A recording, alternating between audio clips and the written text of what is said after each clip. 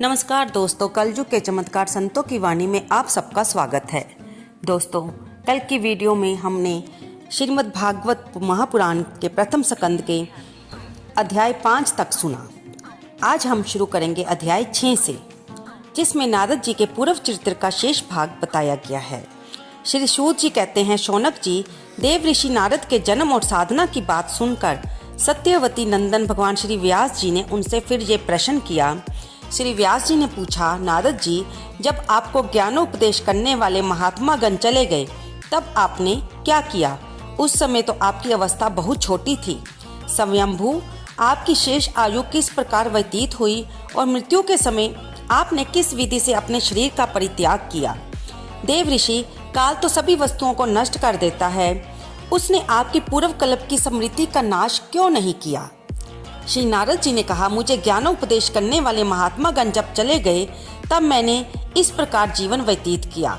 यद्यपि उस समय मेरी अवस्था बहुत छोटी थी। मैं अपनी माँ का इकलौता पुत्र था। एक तो वह स्त्री थी, दूसरे मोर और तीसरी दासी थी। मुझे भी उसके सिवा और कोई सहारा नहीं था। उसने मुझे अपने स्नेह पास से जकड़ रखा था। वह मेरे जोग क्षेम की चिंता तो बहुत करती थी, परंतु पराधीन होने के कारण वह कुछ कर नहीं पाती थी। जैसे कठपुतली नाचने वाले की इच्छा के अनुसार ही नाचती है, वैसे ही ये सारा संसार ईश्वर के अधीन है। मैं भी अपनी माँ के स्नेह बंधन में बंधकर उस ब्राह्मण बस्ती में ही रहा। मेरी अवस्था केवल 5 वर्ष की थी। मुझे दिशा, देश और काल के संबंध में कुछ भी ज्ञान नहीं था। एक दिन की बात है, मेरी माँ गौ धोने के लिए रात के समय घर से बाहर निकली। रास्ते में उसके पैर को सांप छू गया। उसने उस बेचारी को डस लिया। उस सांप का क्या दोष? काल की ऐसी ही प्रेरणा थी। मैंने समझा भक्तों का मंगल चाहने वाले भगवान का ये मुझ पर एक अनुग्रह है। इसके बाद मैं उत्तर दिशा की ओर चल पड़ा। उस ओर मार्ग में मुझे अनेकों धन धान्य से संपन्न देश, नगर, गांव, अहीरों की चलती फिरती बस्तियां, खाने, खेड़े, नदी और पर्वतों के तटवर्ती पड़ाव, वाटिकाएं, वन, उपवन और रंग बिरंगी धातुओं से युक्त विचित्र पर्वत दिखाई पड़े। कहीं कहीं जंगली वृक्ष थे जिनकी बड़ी बड़ी शाखाएं हाथियों ने तोड़ डाली थी। शीतल जल से भरे हुए जलाशय थे जिनमें देवताओं के काम में आने वाले कमल थे। उन पर पक्षी तरह तरह की बोली बोल रहे थे और भौरे मंडरा रहे थे। ये सब देखता हुआ मैं आगे बढ़ा। मैं अकेला ही था। इतना लंबा मार्ग तय करने के लिए मैंने एक घोर गहन जंगल देखा। उसमें नरकट, बांस, सेंठा, कुश, कीचक आदि खड़े थे। उसकी लंबाई चौड़ाई बहुत थी और वह सांप, उल्लू, सियार आदि भयंकर जीवों का घर हो रहा था। देखने में बड़ा भयावना लगता था। चलते चलते मेरा शरीर और इंद्रियां स्थिर हो गई। वहाँ एक नदी मिली। उसके कुंड में मैंने स्नान, जलपान और आचमन किया। इससे मेरी थकावट मिट गई।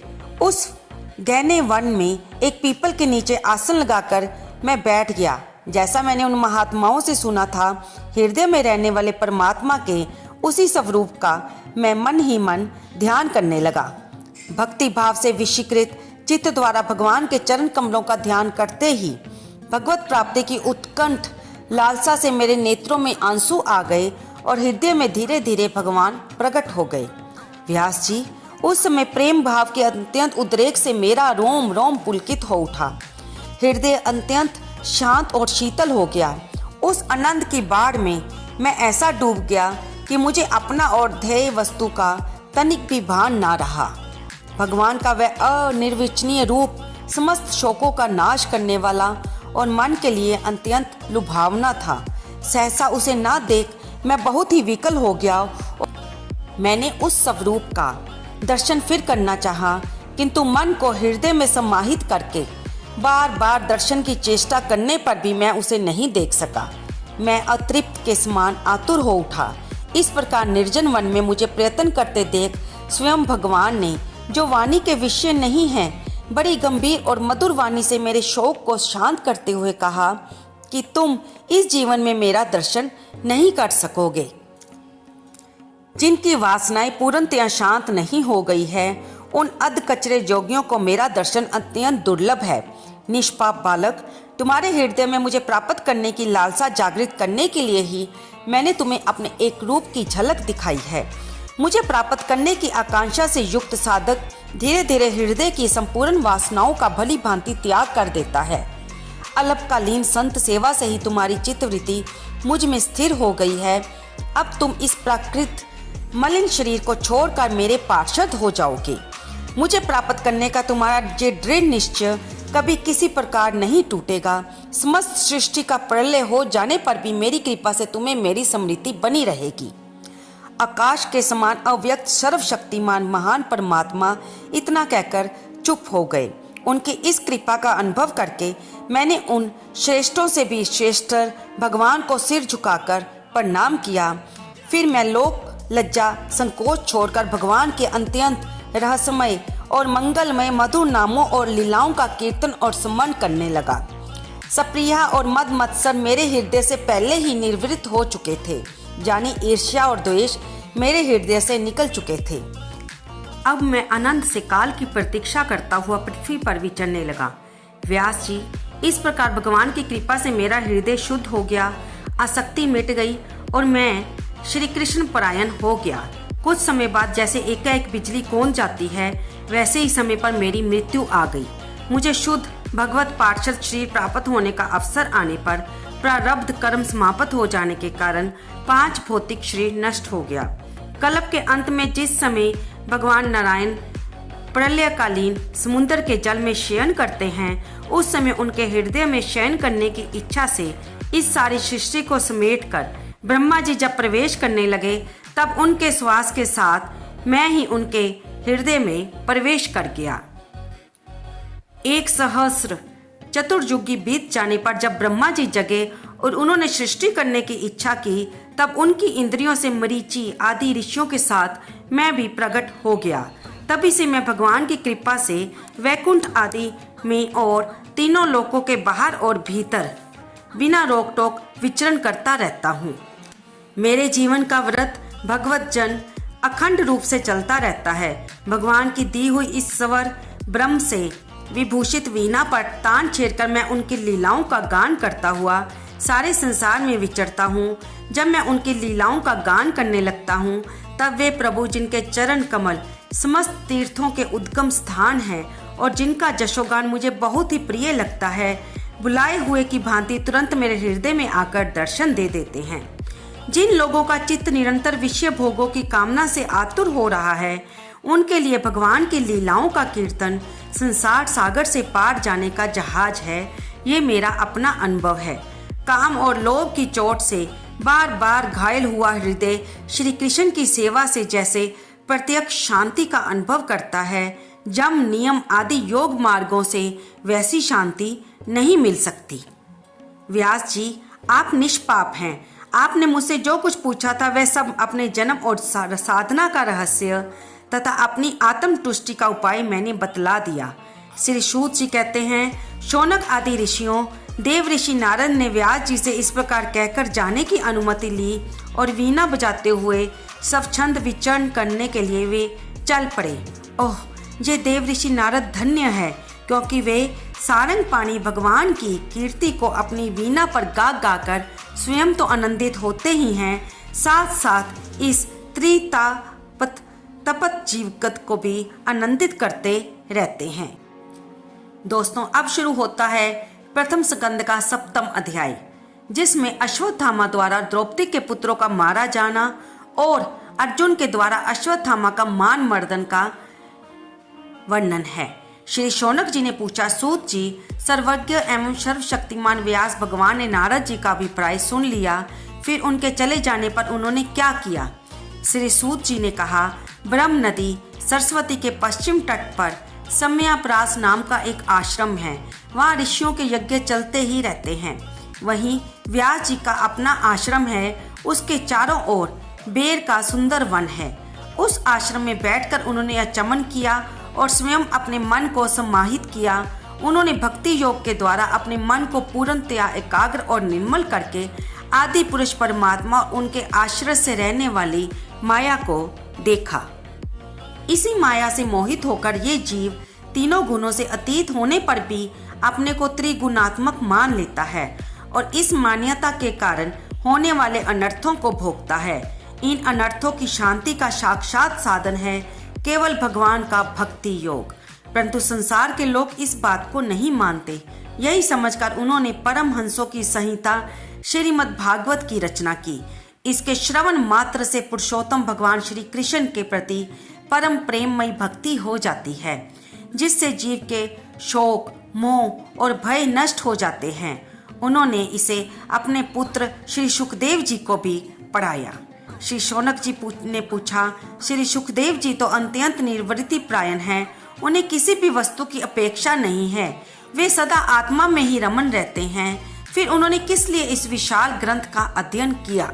श्री सूत जी ने कहा कि जो लोग अज्ञानी हैं, जिनकी अविद्या की गांठ खुल गई है और जो सदा आत्मा में ही रमन करने वाले हैं, वे भी प्रभु की हेतु रहित भक्ति किया करते हैं, क्योंकि भगवान के गुण ही ऐसे मधुर है जो सबको अपनी ओर खींच लेते हैं।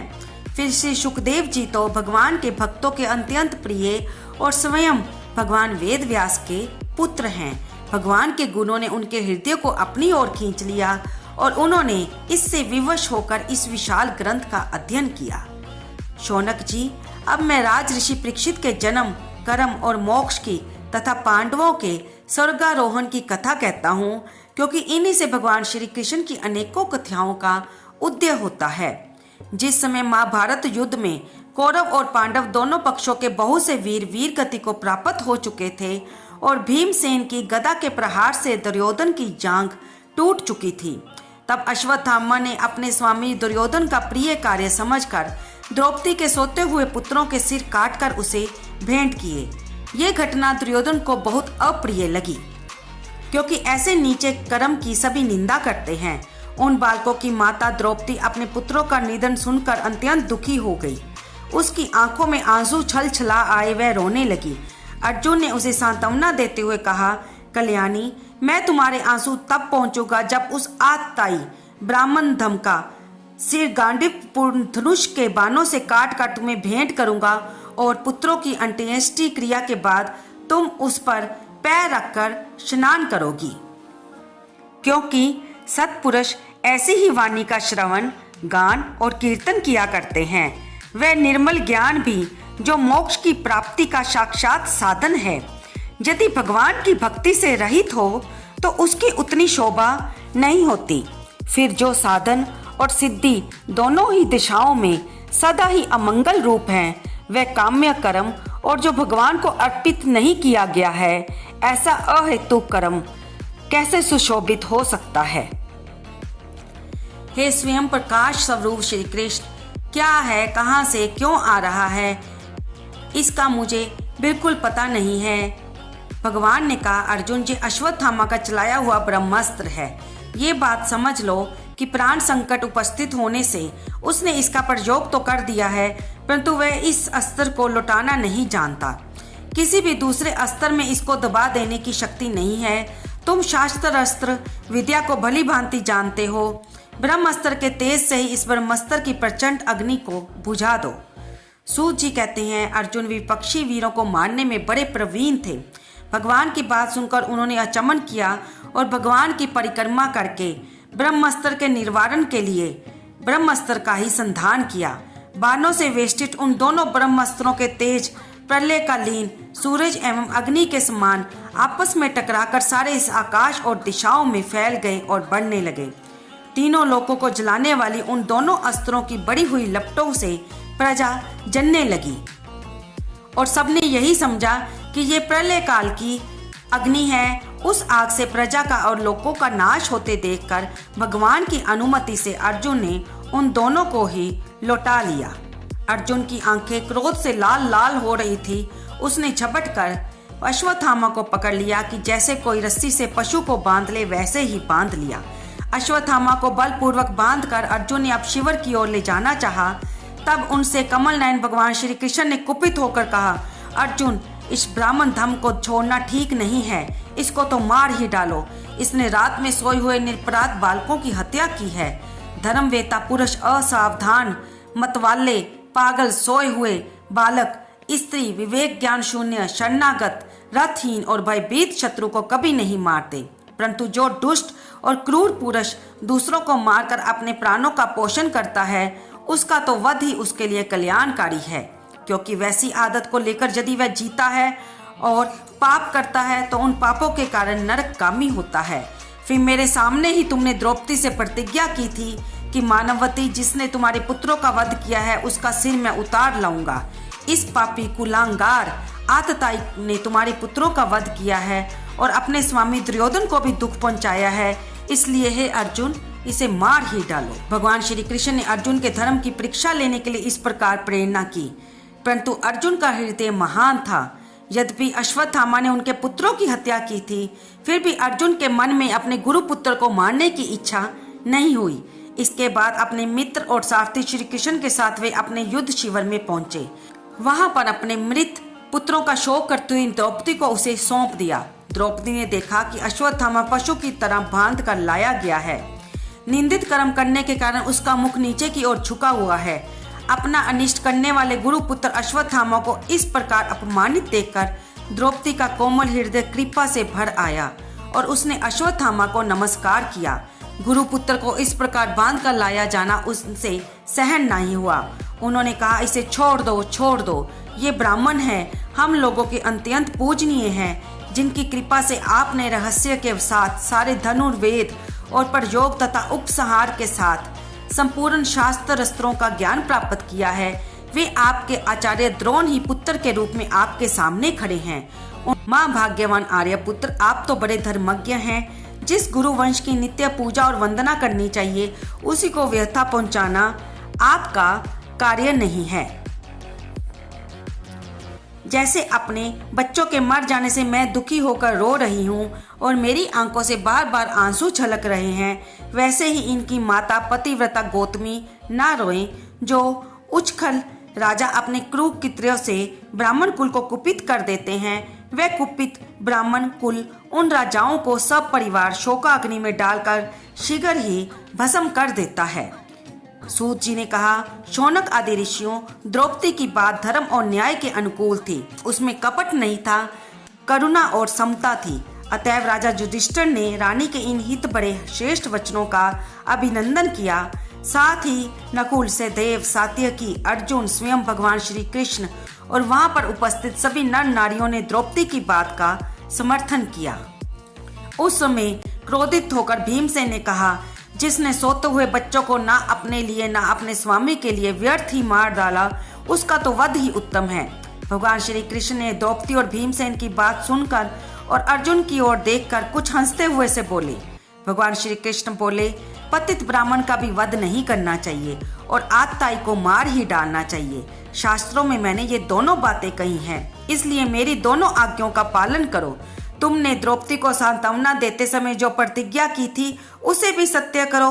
साथ ही भीमसेन, द्रौपदी और मुझे जो प्रिय हो वह भी करो। सूत जी कहते हैं, अर्जुन भगवान के हृदय की बात को तुरंत ताड़ गए। उन्होंने अपनी तलवार से अश्वत्थामा के सिर की मणि को उसके बालों के साथ उतार ली। बालकों की हत्या करने से वह श्रीहीन तो पहले ही हो गया था, अब मणि और परम तेज से भी रहित हो गया। इसके बाद उन्होंने उसे रस्सी का बंधन खोलकर उसे शिविर से बाहर निकाल दिया। मूंड देना, धन छीन लेना और स्थान से बाहर निकाल देना, ये ब्राह्मण धर्मों का वध है। उनके लिए इससे भिन्न शारीरिक वध का विधान नहीं है। पुत्रों की मृत्यु से द्रौपदी और पांडव सभी शोकातुर हो रहे थे। अब उन्होंने अपने मरे हुए भाई बंधुओं की दाह आदि अंत्येष्टि क्रिया की। तो दोस्तों, यहाँ पर श्रीमद् भागवत महापुराण के प्रथम स्कंद का 7वां अध्याय भी समाप्त होता है। आज हमने इस वीडियो में 6ठा और 7वां अध्याय सुना। इससे आगे की चर्चा हम अगली वीडियो में सुनेंगे। आपको ये जो हमारे पुराणों में लिखी गई शास्त्रोक्त बातें हैं, जो चर्चा है, जो महर्षि सूत जी शौनक आदि ऋषियों को सुना रहे हैं, आपको ये कैसी लगी? कृपया इस बारे में अपने विचार कमेंट बॉक्स में अवश्य लिखें और कमेंट बॉक्स में जय श्री कृष्ण भगवान लिखना तो बिल्कुल ना भूलें। आप इतना समय देकर मेरी वीडियो को सुनते हैं, उसके लिए आप सबका धन्यवाद।